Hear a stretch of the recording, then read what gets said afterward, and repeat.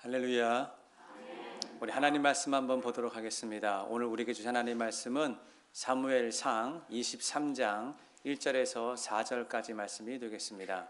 자막으로 띄워드릴 테니까는요, 한번 우리 같이 한번 읽을 텐데, 우리 일부 성도님들 조금 너무 빨리 읽었어요. 우리 조금씩 옆 사람과 보조를 맞춰서 1절부터 4절까지 같이 한 목소리로 읽겠습니다. 시작.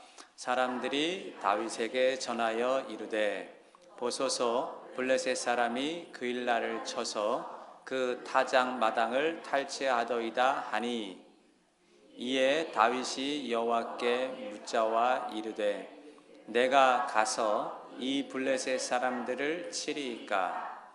여호와께서 다윗에게 이르시되 가서 블레셋 사람을 치고 그일라를 구원하라 하시니, 다윗의 사람들이 그에게 이르되 보소서, 우리가 유다에 있기도 두렵거든 하물며 그일라에 가서 블레셋 사람의 군대를 치는 일이까 한지라. 다윗이 여호와께 다시 묻자온대 여호와께서 대답하여 이르시되 일어나 그일라로 내려가라. 내가 블레셋 사람들을 내 손에 넘기니라 하신지라. 아멘. 할렐루야. 오늘 하나님께서 저희들에게 주시는 말씀의 제목은 그럼에도 불구하고입니다. 자, 다윗은 요나단과 이별을 시작으로 본격적인 도망자의 삶이 시작이 되었습니다. 그리고 다윗이 요나단과 헤어져서 제일 처음으로 도망간 곳이 제사장들이 모여 사는 노비라고 하는 땅이었습니다. 다윗은 사울 왕에게 생명의 위험을 느꼈기 때문에 할 수만 있으면 사울에게서 아주 멀리 떨어져 도망가야만 했습니다. 그래서 3일 길을 밤낮으로 쉬지 않고 달려서 도망을 갔습니다. 이렇게 급하게 도망을 가다 보니까 뭘 챙겨 나오지를 못한 거예요. 그러니 3일 길을 달렸으니 얼마나 배가 고팠겠습니까? 너무너무 배가 고파서 높당에 도착하고 난 뒤에 제사장 아히멜렉에게 이런 말을 합니다. 내가 지금 3일 길을 달려왔고 3일 동안 아무것도 먹지 못했습니다.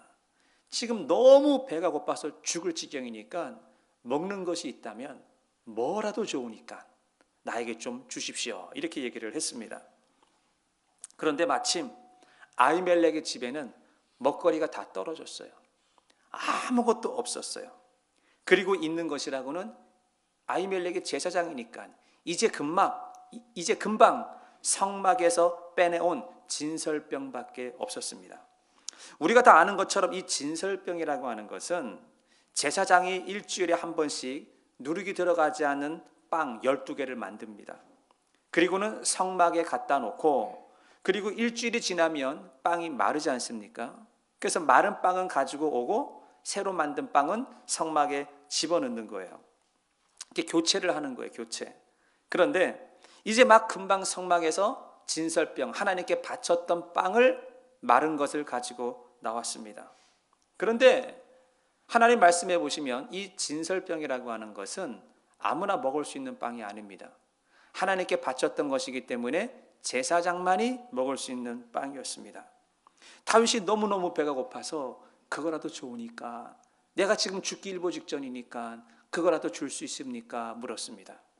원래 원칙대로 하게 되면 줄 수 없죠. 먹을 수 없습니다. 그런데 아히멜렉이 보니까 사람이 지금 죽게 생긴 거예요. 그래서 주면 안 되는 건 알지만 이거라도 먹고 기운을 차리라고 진설병을 다윗에게 주었습니다. 다윗이 그 진설병을 얻어먹고 음식이 들어가니까 기운이 날 거 아니겠습니까? 이 기운을 차리고 난 뒤에 다시 도망을 쳤습니다. 사울이 쫓아올까 봐 무서워가지고. 그런데 사울이 이 소식을 들은 거예요. 다윗 이놈이 어디를 도망갔는가 알아봤더니 글쎄 노비라고 하는 땅에 도망을 갔고, 그 노비라고 하는 땅에는 제사장이 살고 있었는데 이 제사장이 다윗에게 먹거리를 주었다는 거예요. 그리고 다윗은 그것을 얻어먹고 기운을 차려서 더 멀리 도망갔다는 이야기를 들었습니다. 사울이 화가 났습니다. 너무너무 화가 나서 군대를 이끌고 제사장 아히멜렉을 찾아갔습니다. 너가 그랬다며, 다윗에게 먹거리를 주었다며, 그리고 도망가라고 도와줬다며, 너무 화가 나서 사울이 글쎄 제사장 아히멜렉을 죽였어요. 그리고 분이 풀리지 않아 가지고 그 높 땅에는 제사장이 한 명이 아닙니다. 많은 제사장들이 모여 살고 있었는데 제사장 다 모이라 그랬어요. 그래서 모여 보니까 85명이 모였는데 이 85명이 모인 제사장을 다 죽여버렸어요. 화가 나서. 사무엘상 22장 18절에서 19절에 보시면 그날에 세마포 에봇 입은 자 85명을 죽였고 제사장들의 성읍 노베 남녀와 아이들과 젖먹는 자들과 소와 나귀와 양을 칼로 쳤더라. 사울이 완전히 미쳤습니다. 제정신이 아닙니다. 정신이 나갔습니다. 세마포 에봇을 입은 사람이라면 제사장들만 세마포 에봇을 입을 수 있습니다. 여러분, 제사장은 지금으로 말하면 하나님의 종 아닙니까? 하나님의 종을 다 모이라 그래놓고 85명을 그 자리에서 죽여버렸어요. 왜요? 너무 분이 나가지고, 너무 화가 나가지고 한 자리에서 제사장을 싹 죽여버렸습니다. 그리고 그것도 부족해서 그의 가족들, 남녀와 그의 아이들과 그리고 젖먹이는 갓난쟁이와 그리고 심지어는 짐승이 무슨 죄가 있습니까? 집에 있는 소떼, 양떼, 염소떼 뭐 이런 것들을요 그냥 싸그리 생명은 다 죽여버렸습니다. 여러분, 지금 분위기가 어떤 분위기입니까? 말 한마디 뻥끗 잘못했다가는요 나까지 도매껌으로 넘어가는 완전 공포 분위기였습니다. 사울의 행동이 이 정도였다면 이 사울의 분노가 어느 만큼 끓어오르는지 우리는 짐작을 할 수 있을 것입니다. 그런데 이 모습을 다윗이 소문으로 또 들었습니다. 다윗이 이 소문을 듣고 자기 때문에 일어난 일이잖아요. 그는 무슨 생각을 했을까요? 어이구, 나는 잡히면 그냥 죽는구나, 죽어. 그냥 현장에서 그냥 즉사하는 거예요. 그러니까 머리카락 하나라도 보이면 안 되는 것이죠. 그래서 너무 두려워가지고 숨기는 숨어야 되는데 내가 도대체 이 땅에서 어디에 숨냐 말입니다. 그래서 고민하다가 다윗이 헤렛 숲을가라고 하는 곳에 숨었습니다. 사무엘상 22장 5절을 보겠습니다. 다윗이 떠나 헤렛 숲을에 이르러 이렇게 나와요. 여러분, 이 헤렛 숲을이라고 하는 것은 우리의 귀에 익숙한 말이 아닙니다. 그런데 이 헤렛 숲을이라고 하는 곳이 어디길래 다윗이 자기가 숨는 장소를 여기를 선택한 줄 아십니까? 이 헤렛 숲을가라고 하는 것은 이스라엘 나라하고 블레셋 나라하고 이 경계선에 있는 곳이 헤렛 숲을가라는 곳입니다. 지금 우리가 사는 캘리포니아를 비교해 보면 이 샌디에고 같은 곳이에요. 샌디에고에서 보더라인만 넘어가면 멕시코죠. 그냥 여기 있으면 미국인데 그 담만 넘어가면 멕시코 땅인 거예요. 그러니까 지금 다윗은 무슨 마음으로 헤렛 숲을가에 있었을까요? 너무 위기였습니다. 너무 공포 분위기였습니다. 까딱하다가는 내가 죽을 것 같으니까 내가 헤렛 숲을가에 숨어 있다가 여차하면 어떻게 하겠다는 거죠? 블레셋으로 넘어가겠다는 거예요. 버틸 때까지 버티다가 여차하면 내가 블레셋으로 도망가야지, 이렇게 마음을 먹고 그 헤렛 숲을가에 쥐 죽은 듯이 숨어 있었습니다. 그런데 이 다윗을 따라다니는 사람들이 있었는데 갑자기 소문이 또 들려오는 거예요.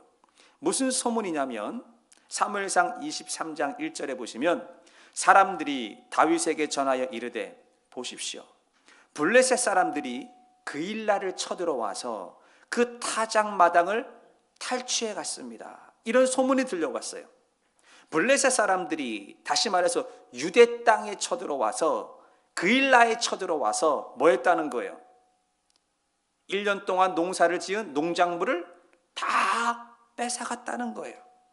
그런데 이 그일라라고 하는 것은 다윗이 숨어있던 헤렛 숲을가 바로 옆에 있는 동네가 그일라 동네였습니다. 그러니까 이 다윗이 생각할 때 무슨 생각이 들겠습니까? 유대 사람은 내 동족이지 않습니까? 1년 동안 죽으라고 고생을 해서 추수를 했는데 아니 이거를 한 입에 싹 걷어가 너무너무 억울한 마음이 들었습니다. 그래서 다윗이 하나님께 기도했어요. 사무엘상 23장 2절에 이에 다윗이 여호와께 묻자와 이르되 내가 가서 이 블레셋 사람들을 칠까요? 이렇게 물었던 겁니다. 여러분 지금 다윗은 자기 코가 석자입니다. 지금 다윗은 도망자의 신세입니다. 주제 파악을 할 줄 알아야죠. 잡히면 무슨 일이 벌어집니까? 현장에서 직사하는 거예요. 근데 지금 다윗이 뭐라고 얘기를 했냐면 하나님 제가 가서 저 그일라 사람들 내 동족들을 도와줄까요? 이렇게 하나님께 기도를 했어요. 그러니까 다윗을 쫓아다니던 옆에 있던 사람들이 아니 지금 제정신이야? 미쳤나 봐. 이렇게 생각을 한 거예요. 그리고는 다윗을 따라다니는 사람들이 이런 말을 했습니다. 사무엘상 23장 3절에 다윗의 사람들이 그에게 이르되 보소서 우리가 유다에 있기도 두렵거든 하물며 그일라에 가서 블레셋 사람들의 군대를 치면 되겠습니까? 이렇게 말을 한 거예요. 말도 안 된다는 얘기죠. 이러다 잡히면 당신뿐이 아니라 당신을 따라다니는 우리까지 도매금으로 넘어갑니다. 우리도 그 자리에서 죽습니다. 그리고 말렸습니다. 더군다나 그일라를 도와줬다가는 더 중요한 건 우리의 위치가 밝아게 됩니다. 지금 우리가 어디에 숨어 있는지 들킨다는 말입니다. 이게 맞는 말이에요? 틀린 말이에요? 맞는 말이죠. 자, 이런 상황에서 하나님이 뭐라고 말씀하실까요? 내가 들어보니까 그 말이 맞다.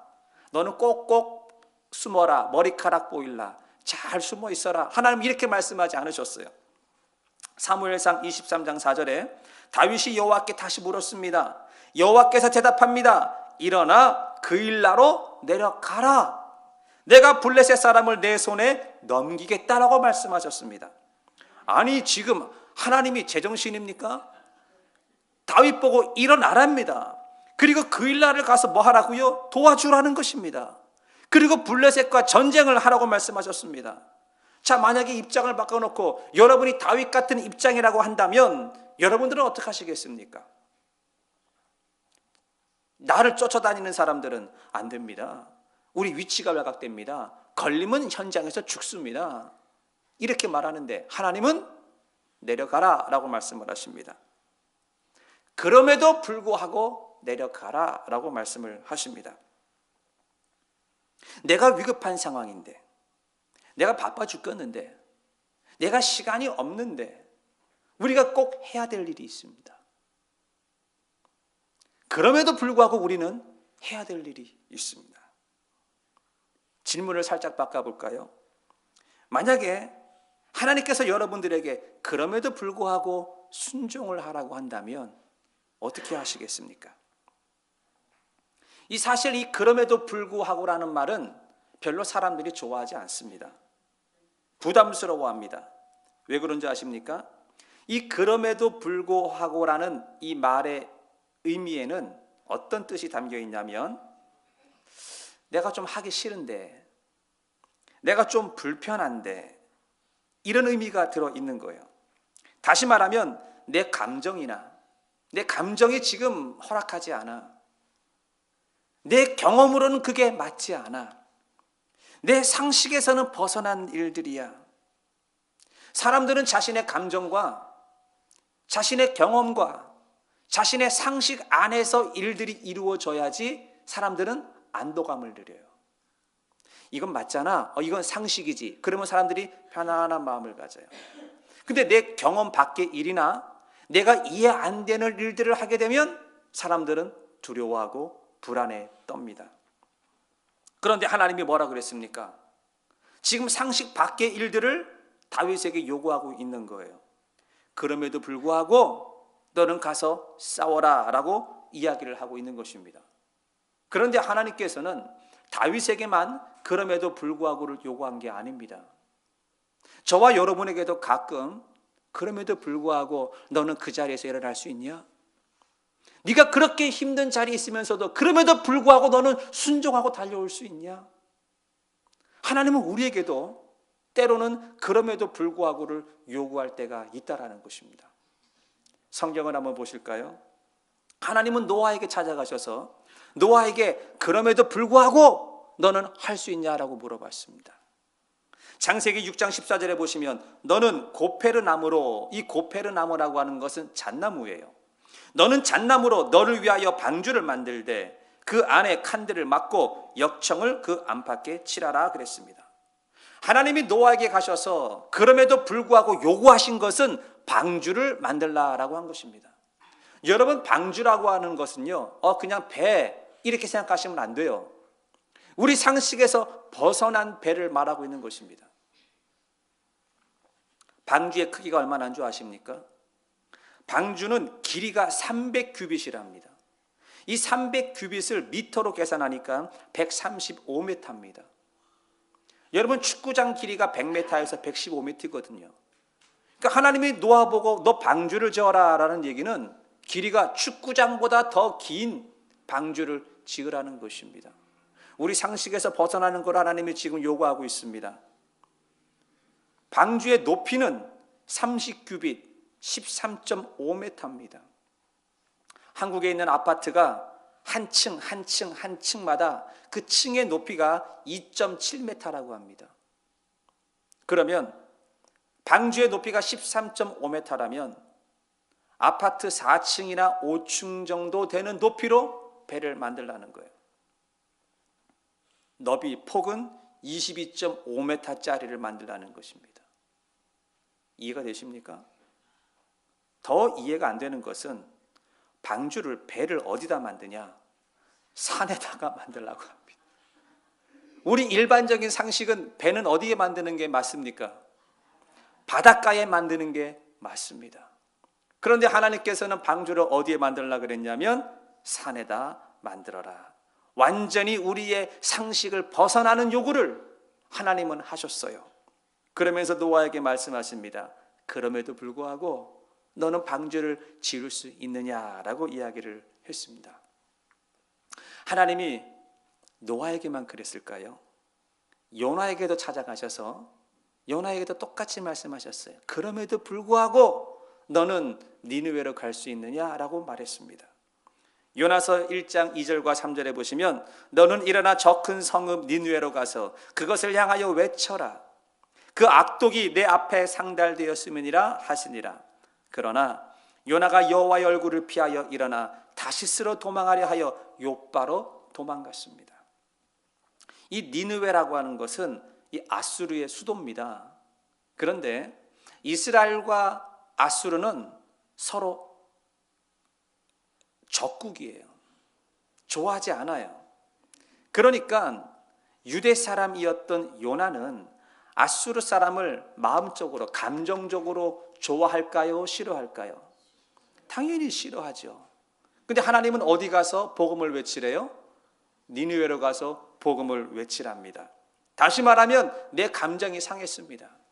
나는 저 사람하고 같이 있고 싶지 않아. 난 저 사람은 얼굴만 보면 짜증나. 그림자만 봐도 싫어.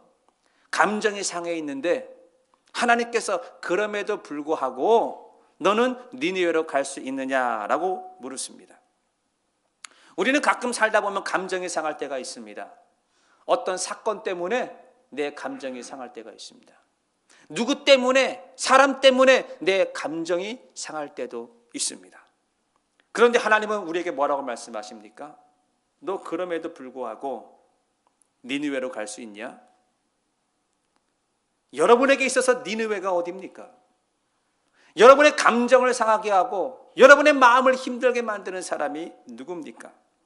근데 하나님은 그럼에도 불구하고 너는 갈 수 있느냐라고 요나에게 물었습니다. 그뿐이 아니에요. 베드로도 마찬가지입니다. 여러분, 베드로의 직업은 어부입니다. 평생을 고기 잡은 사람이었습니다. 그래서 이 바다에 대해서는 잔뼈가 굵었기 때문에 도사예요. 이 바다를 이렇게 쭉 바라보기만 하면 이 고깃대가 지나가는 길을 알아요. 그런 베드로가 어느 날 갈릴리 바다에 나가서 고기를 잡았는데 그날따라 한 마리도 잡히지 않는 겁니다. 그물을 여기 던져보고 그물을 저기 던져보고 밤이 새도록 그물을 던졌는데 그날따라 한 마리도 잡지 못했습니다. 그리고 빈배로 터덜터덜대고 배를 몰고 돌아오는데 예수님께서 베드로에게 또 이렇게 말씀하셨습니다. 누가복음 5장 4절에 시몬에게 이르시되 깊은 데로 가서 그물을 내려 고기를 잡아라 그랬습니다. 물고기에 대한 경험은 베드로가 알아도 더 많이 압니다. 예수님의 출신은 목수 출신입니다. 더군다나 온몸에 기운이 다 빠져서 빈배로 돌아오는데 밤새도록 내 경험상 여기 던지면 잡힐 거야, 아니면 저기 던지면 잡힐 거야, 내 경험으로 모든 것을 다 하고 돌아왔는데 예수님께서 말씀하십니다. 내 경험 의지하지 말고 다시 나가서 그럼에도 불구하고 한번 던져볼 수 있느냐라고 이야기를 하십니다. 자, 우리는 이렇게 그럼에도 불구하고라는 환경 앞에 쓸 때가 있습니다. 노아도 그랬고, 요나도 그랬고, 베드로도 그랬고, 우리도 그렇습니다. 그럼에도 불구하고 앞에 쓸 때가 있습니다. 논리적으로 맞지 않는데 그럼에도 불구하고 하나님이 요구할 때가 있고, 내 감정이 상해서 감정적으로 받아들일 수가 없는데 하나님은 그럼에도 불구하고 요구하실 때가 있고, 내 경험상 도저히 아님에도 불구하고 하나님은 그럼에도 불구하고 우리에게 요구하실 때가 있다라는 것입니다. 자, 만약에 지금 이 순간에 여러분들은 어떠한 그럼에도 불구하고 앞에 서 있는지 모르겠습니다. 그런데 그 자리에서 하나님이 여러분에게 너도 요나처럼, 너도 모세처럼, 너도 노아처럼, 너도 베드로처럼 그럼에도 불구하고 할 수 있겠냐라고 물으신다면 뭐라고 말씀을 하시겠습니까? 다윗의 상황은 그일라를 도와줄 수 없는 상황이었습니다. 그일라가 1년 동안 농사를 지어서 추수를 잔뜩 해놨는데 블레셋이 쳐들어와서 약탈해가는 것을 지켜보는 것은 안타까운 사실이죠. 그러나 지금 다윗의 신분은 도망자의 신분이었고 다윗은 숨어 지내는 입장이었습니다. 사람들 앞에 나서서는 안 되는 입장이었습니다. 그런데 하나님께서 다윗에게 말씀하십니다. 내가 네 형편과 사정을 다 알고 있지만 그럼에도 불구하고 너는 가서 너의 민족을 도와줄 수 있겠느냐라고 말씀을 하시는 것입니다. 우리는 때로 하나님이 하시는 일이 이해가 안 갈 때가 있습니다. 하나님이 왜 그러시지? 하나님이 하시는 일이 정말 도저히 받아들이지 못할 때가 있다라는 것입니다. 다윗이 그랬습니다. 아니 지금 다윗 보고 나가라니요. 이해 안 되지 않습니까? 다윗이 만약에 지금 나가서 그일라를 도와준다는 것은 세상적인 논리와 세상적인 경험과 세상적인 감정으로 바라볼 때는 100% 자살행위예요. 100% 손해보는 일입니다. 그런데 말입니다. 그럼에도 불구하고 하나님이 하라고 하셨을 때는 시간이 지나서 결과를 보면 완전히 다른 결과를 가져오는 걸 보게 됩니다. 하나님이 왜 내가 이해가 안 되는데도 그럼에도 불구하고 하라고 했는지 그 이유를 찾게 된다는 것입니다. 오늘 그 이유에 대해서 한번 살펴보도록 하겠습니다. 첫 번째, 하나님께서 왜 그럼에도 불구하고 우리에게 요구하실까요? 그것은 진짜와 가짜를 구분하기 위해서인 것입니다. 그일라 전투가 벌어지고 난 뒤에 결과가 어떻게 되었습니까? 다윗이 블레셋과 싸워서 그일라를 구해줬어요. 그러면 구해준 것으로 끝 이렇게 됐을까요? 아니잖아요. 소문이 퍼져나가게 돼 있어요. 이야, 다윗이 그일라를 구했잖아. 아니 다윗은 도망자가 아니야? 이 도망하는 사람이 우리 민족을 구했잖아. 이런 이야기가 이스라엘 전역에 입에서 입으로 소문이 쫙 퍼져나갔습니다. 그러면 백성들이 그 이야기를 듣고 무슨 생각을 할까요? 아마 저 같으면 그런 생각을 했을 거예요. 가만히 있어봐. 다윗이 진짜네. 다윗은 지금 도망가는 사람인데 자기 코가 석자인데도 우리 백성을 구해? 그러면 사울은 뭐 하고 있는 거야? 사울은 지금 왕이잖아, 왕. 왕의 임무는 백성을 돌보는 건데 블레셋이 쳐들어와서 백성의 곡식을 약탈해 가는데도 왕은 꼼짝하지 않고 다윗 한 사람만 쫓아다녔어요. 그러면 제 마음에 그런 마음이 들 거예요. 이 사울은 가짜다. 우리 민족을 사랑하는 사람이 누구냐는 거예요. 다윗이 진짜다. 이 어려운 상황 속에서도 우리 민족을 위해서 목숨을 걸고 싸우지 않았느냐. 그러니까 그럼에도 불구하고 앞에서 무엇이 나타나냐면 진짜와 가짜가 구분되는 것입니다. 신앙이 그렇습니다. 누가 진짜하고 누가 가짜일까요? 겉으로 봐서는 모릅니다. 그런데 그럼에도 불구하고의 상황에 딱 맞닥뜨리게 되면 진짜가 나오고 가짜가 구별이 되는 것입니다. 진짜는 논리적으로 이해가 안 돼도, 감정적으로 내가 받아들일 수가 없어도, 경험적으로 이거는 아니야. 그래도 그것이 하나님의 말씀이고 복음이라고 한다면 진짜는 그럼에도 불구하고 순종합니다. 그런데 가짜는요, 기준이 하나님이 아니에요. 가짜의 기준은 항상 자기 자신이에요. 그래서 어떤 상황을 만날 때 내 감정이 중요한 거예요. 어떤 상황을 만날 때 논리가 중요한 거예요. 이게 왜 이해가 안 되지? 어떤 상황을 만날 때 경험이 중요한 거예요. 그래서 가짜 앞에서는 그럼에도 불구하고가 통하지가 않아요. 항상 따져요. 이거는 아니잖아요. 이건 내 경험상 아니고 이건 내가 받아들일 수가 없어요. 이렇게 말하는 것입니다. 그런데 하나님께서는 때로 우리에게도 일상 삶을 통하여 그럼에도 불구하고를 요구하실 때가 있습니다. 하나님이 내 형편과 사정을 몰라서 그럼에도 불구하고를 요구하는 것이 아닙니다. 하나님이 다윗이 지금 숨어 지내는 것을 몰라서 너는 그럼에도 불구하고 나가서 싸워라 이렇게 말한 게 아니라는 것입니다. 내가 무엇 때문에 힘들고 내가 왜 시간이 없고 내가 왜 어려운지 하나님은 다 알고 계세요. 그런데 그럼에도 불구하고 하나님은 우리에게 요구하는 것들이 있다라는 것입니다. 그럴 때 어떻게 하시겠습니까?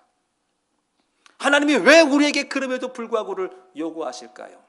그것은 우리를 정금같이 단련해서 우리가 하나님 말씀에 순종하는 진짜가 되기를 위해서 우리 삶 속에서 매 순간순간마다 우리에게 그럼에도 불구하고를 요구하고 있다라는 것입니다. 두 번째로 하나님은 왜 우리에게 그럼에도 불구하고를 요구하시느냐? 하나님의 뜻을 나타내기 위해서 그럼에도 불구하고를 요구하고 있습니다. 하나님은 우리를 향해서 하시고자 원하는 것들이 있어요. 그런데 그럼에도 불구하고 내가 따라가야 하나님의 뜻이 나타난다는 것입니다. 다윗은 그럼에도 불구하고 블레셋 사람들의 손에서 그일라를 구해줬습니다. 바로 이 사건이 훗날 시간이 지나고 난 뒤에 백성들의 마음을 하나로 모을 수 있는 사건이었습니다. 그럼에도 불구하고 순종을 하니까 하나님의 뜻이 나타나잖아요. 다윗을 왕으로 세우는 것.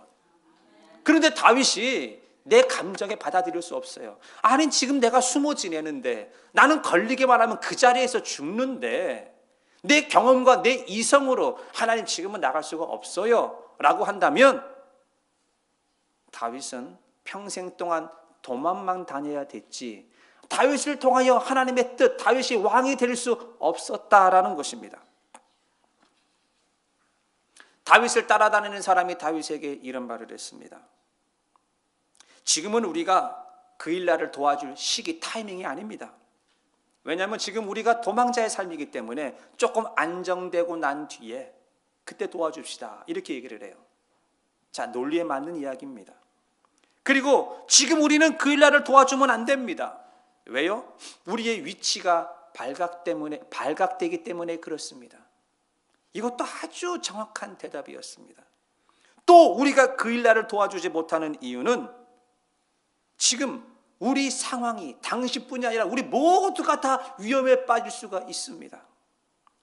이들이 했던 말을 보십시오. 얼마나 논리에 맞고 얼마나 과학적이고 얼마나 경험적으로 맞는 말이었습니까?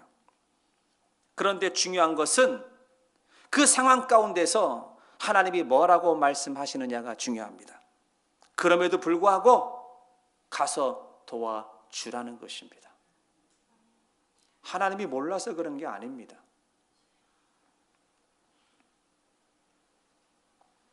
왜요? 다윗이 왕이 되어야 하기 때문에 그렇습니다. 그래서 우리는 그럼에도 불구하고 앞에 섰을 때 우리가 그 앞에서 순종을 하게 되면 하나님이 나를 향한 뜻이 그 자리에서 나타나게 되는 것입니다. 이것을 하나님의 입장에서는 그럼에도 불구하고 라고 말씀하시지만 사람들의 입장에서는 논리에 안 맞아요. 내 경험에서 벗어나요 라고 말을 하는 것입니다. 사랑하는 성도 여러분, 하나님은 우리를 향한 뜻이 있으십니다. 믿으십니까? 다시 하나님은 나를 향한 뜻을 갖고 계십니다. 그러면 하나님을 향한 그 뜻이 내 삶에서 나타나야 되는데 우리는 내 이성과 경험과 논리를 뛰어넘지 못하고 하나님 지금은 좀 곤란합니다. 하나님 내가 조금 다음에 좀 하겠습니다. 하나님 내가 조금 여유가 생기면 하겠습니다 라고 한다라는 것입니다. 하나님께서는 지금 내가 서 있는 자리에서 우리 가정에서 하나님의 뜻을 나타내기를 원하세요. 하나님은 지금 내가 일하고 있는 일터에서도 나를 향한 뜻을 나타내기를 원하고 계세요. 하나님은 지금 내가 신앙생활하고 있는 우리 프라임미스 교회에서도 나를 향하여 하나님의 뜻을 나타내기를 원하고 계세요. 그런데 무엇이 걸림돌입니까? 내 감정, 내 이성, 내 논리, 내 경험 이런 것들이 걸림돌이 돼서 우리는 그럼에도 불구하고를 뛰어넘지 못하고 있지는 않은지 우리 자신을 한번 되돌아봐야 한다는 것입니다. 하나님께서는 때로 그럼에도 불구하고 우리에게 요구하시는 것들이 많이 있습니다. 그것은 바로 하나님의 선하신 뜻이 저와 여러분을 통해서 나타나기 위한다는 것을 명심하시고 기억하시기를 주의 이름으로 축원을 드리겠습니다. 제가 예전에 어느 분과 상담을 나누었는데 제가 그분에게 이와 비슷한 이야기를 해줬습니다. 제가 그분의 이야기를 다 듣고 난 뒤에 집사님, 지금은 집사님이 하나님이 왜 그러시는지 이해가 안 될 겁니다. 그리고 지금의 이 상황을 받아들이기 힘드실 겁니다. 그런데 한 가지 확실한 게 있습니다. 하나님은 좋으신 분이고 하나님은 선하신 분입니다. 그렇기 때문에 지금 집사님이 이해가 안 돼도 순종해 보세요. 지금 이해가 안 돼도 한번 받아들여 보십시오. 그럼에도 불구하고 집사님이 그 사람을 받아들이고 그럼에도 불구하고 집사님이 그 자리에서 내가 이겨낸다면 반드시 하나님께서 집사님을 통한 영광을 나타낼 겁니다. 이렇게 제가 조언을 해 주었어요. 이분이 이야기를 다 듣더만 저에게 뭐라고 하시는 줄 아십니까? 목사님이 몰라서 그럽니다. 그리고 한마디 더 합니다. 내가 얼마나 힘들고 억울한 줄 아십니까? 나만큼 참고 나만큼 억울한 사람 있으면 나와보라고 하십시오. 이렇게 얘기를 하더라고요. 여러분, 다윗만큼 억울할까요? 다윗은 그일라 사람을 목숨을 걸고 구해줬습니다. 그 일로 인해서 자기가 숨어있던 위치가 발각되고 말았습니다. 자, 그러자 사무엘상 23장 7절에 다윗이 그일라에 온 것을 어떤 사람이 사울에게 알림해 사울이 이르되 하나님이 그를 내 손에 넘기셨도다. 그가 문과 문빗장에 있는 성읍에 들어갔으니 갇혔도다. 여기서 말하는 어떤 사람이 누구냐면 그일라 사람이에요. 여러분, 지금 다윗이 누구를 구해줬습니까? 그일라 사람을 구해줬습니다. 근데 그일라 사람이 사울에게 가서 일러 바쳤어요. 사울이 여기 있다, 다윗이 여기 있다, 와서 잡아라, 이렇게 일러 바친 것입니다. 이게 지금 말이 되는 상황입니까? 완전히 배신을 맞았습니다. 얼마나 억울하겠습니까? 목숨 걸고 도와줬는데, 아니 자기를 갖다 일러 바쳐? 그러니까 사울이 너무 좋았어요. 그리고는 그 얘기를 듣고 뭐라 그럽니까? 하나님이 그를 내 손에 붙였다, 이렇게 착각을 하고 있었습니다. 그러자 다윗이 너무 애가 탔어요. 하나님께 다시 기도를 합니다. 사무엘상 23장 12절에 다윗이 이르되 그일라 사람들이 와서 나와 내 사람들을 사울의 손에 넘겨주겠습니까? 라고 묻는 거예요. 가서 일러 바쳤으니까 사울이 오면 나를 넘겨줄까요? 라고 물어봤어요. 하나님이 대답합니다. 그들이 너를 넘기시리라. 안 넘긴다고 하면 좋겠는데 하나님이 뭐라고 말했냐면, 그래, 네가 목숨 걸고 구해준 그 사람들이 너를 넘겨줄 것이다. 아니 지금 하나님 너무하잖아요. 하나님이 가서 도와주라고 하지 않습니까? 근데 왜 이들이 내 등에 칼을 꼽는 것입니까? 이게 순종한 결과였습니다. 억울하지 않아요? 내가 그럼에도 불구하고 참았습니다. 내가 그럼에도 불구하고 순종했습니다. 근데 날 배신해? 근데 하나님이 나를 버린다고 그래? 이게 순종한 결과였다라는 것입니다. 너무 억울했습니다. 그래서 다윗이 그릴라에 있을 수가 없어서 도망가자 그랬어요. 그래서 그릴라에서 도망을 가서 어디로 갔냐면 십광야라고 하는 곳이 있는데 십광야로 도망을 갔습니다. 자, 그때 상황을 한번 보십시다. 사무엘상 23장 19절에 보시면 그때에 10사람들이 기브아에 이르러 사울에게 나와 이르되 다윗이 우리와 함께 광야 남쪽 하길라 산 숲을 요새에 숨지 아니하였나이까. 아니 이 10사람들이 미쳤나 봐요. 이 10사람들이 다윗이 들어왔는데 다윗의 위치를 너무나도 정확하게 사울에게 알려준 거예요. 광야 남쪽 하길라 산, 그것도 수풀에 꼭꼭 숨어 있다라는 것입니다. 그러면서 사무엘상 23장 29절에 왕이 내려오시기를 원하시는 대로 내려오소서. 이게 무슨 말이에요? 지금 다윗이 족이 숨어 있으니까 왕이 어느 때든지 내려오라는 거예요. 그럼 우리가 도와주겠다는 거죠. 그를 왕에 섬기는 것이 우리의 의무다, 이렇게 얘기를 했어요. 여러분 지금 10사람이 누군지 알면 이 말을 들으면요 이 열불이 나게 돼 있습니다.